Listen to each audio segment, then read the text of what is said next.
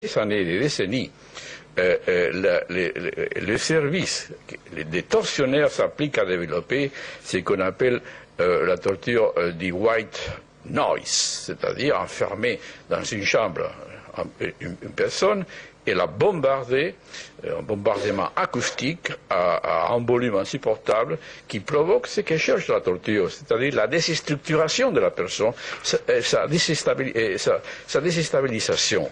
C'est irrésistible, ce bruit-là. Alors nous voyons ici peut-être les premiers, en tout cas à ma connaissance, expériments de black noise, de torture, de bombardements acoustiques à une population dans une ville entière. Les tortionnaires probablement sont en train de suivre les réactions et de mesurer les effets de cette torture comme ils font d'habitude. Et ça, bien entendu, c'est absolument contraire à la Convention de Genève, la Convention internationale contre la torture, contre le sens même de l'humanité. Il faut donc que cela s'arrête. Et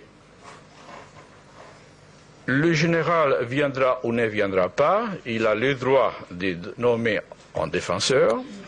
S'il ne le fait pas, la Cour espagnole lui nommera un défenseur d'office, donc il aura toutes les garanties pour défendre son cas. Et si jamais il ne venait pas, il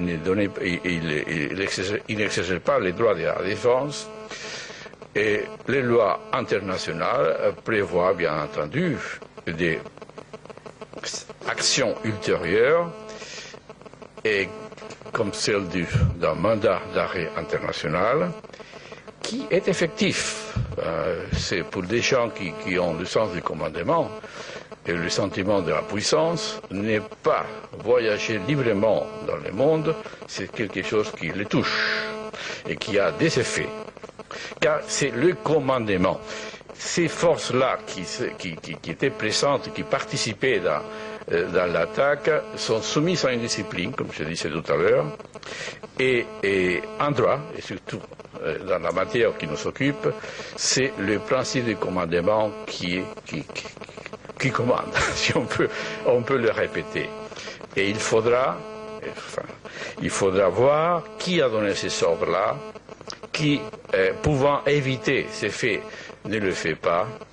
Et si je peux demander quelque chose, c'est de dire aux responsables qu'ils arrêtent la torture psychologique en cours à Ashraf et qu'ils lèvent le siège du camp et qu'ils respectent tout simplement les droits fondamentaux qui sont prévus dans la Convention.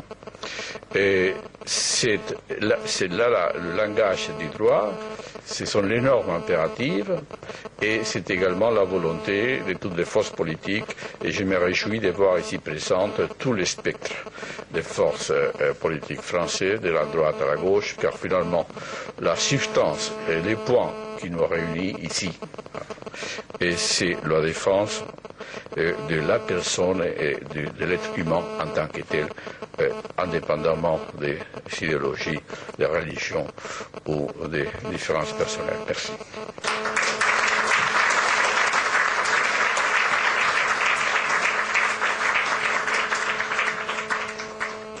Merci. Pour ceux qui sont arrivés après, notamment Marisa, la justice espagnole, en vertu de la compétence internationale, sur plainte d'un Iranien habitant en Espagne, a saisi un juge d'instruction qui a ouvert une instruction sur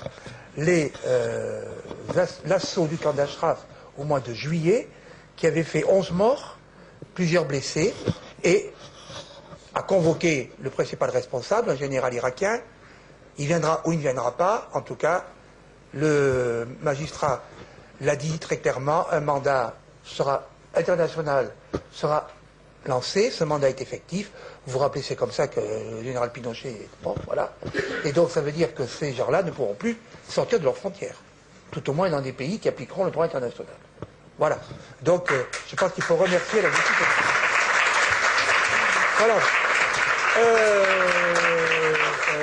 Avant de donner la parole à Madame Radjavi, je voudrais lui remettre, au nom de tous les sénateurs qui l'ont signé, c'est la majorité, Certains sont là, la photocopie de toutes les signatures, mes chers collègues, que vous avez apposées au bas de ce document, qu'avec mon collègue, je pense qu'on pourrait avoir encore plus de signatures, ça serait un peu plus attendu. En tout cas là, c'est la majorité. Voilà, Madame la Présidente.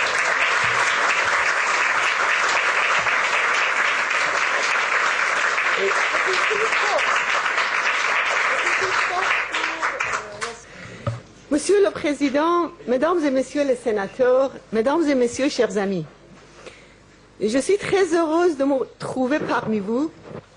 Je souhaite vous exprimer ma profonde gratitude pour la déclaration des sénateurs qui insistent sur le cœur du problème iranien, c'est-à-dire la situation d'Ashraf, où résident 3400 membres de la résistance iranienne.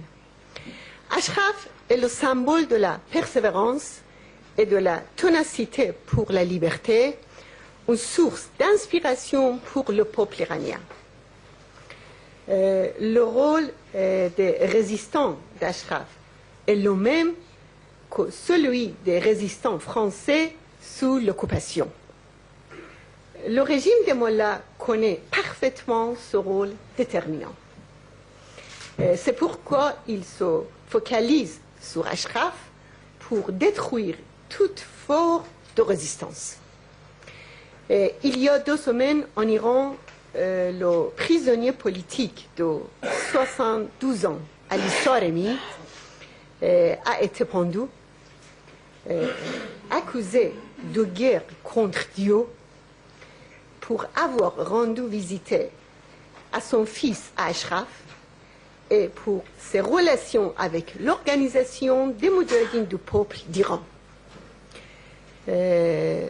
Ces autres prisonniers sont dans le couloir de la mort pour les mêmes raisons.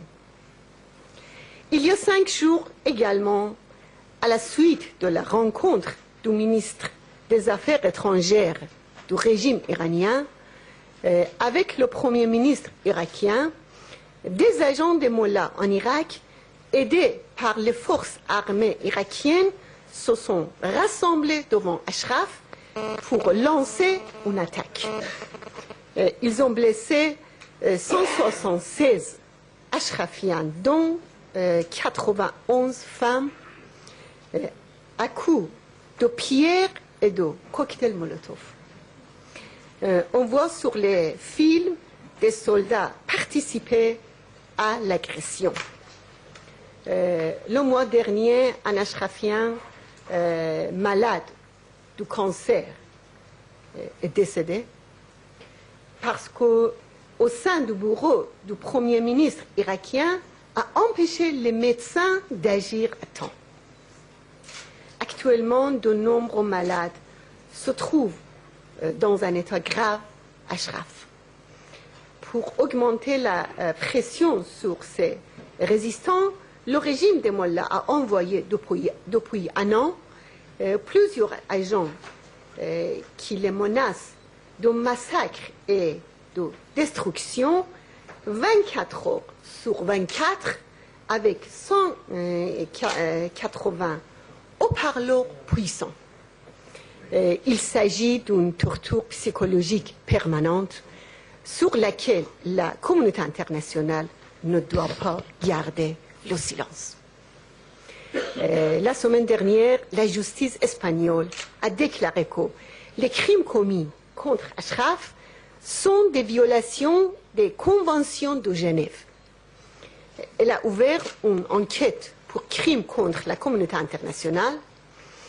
Dans un premier temps, le tribunal a convoqué le commandant de l'offensive contre Ashraf, qui avait fait 11 morts et des centaines de blessés en juillet 2009. Maître Garcet, qui défend la cause des Ashrafiens et qui a rendu de grandes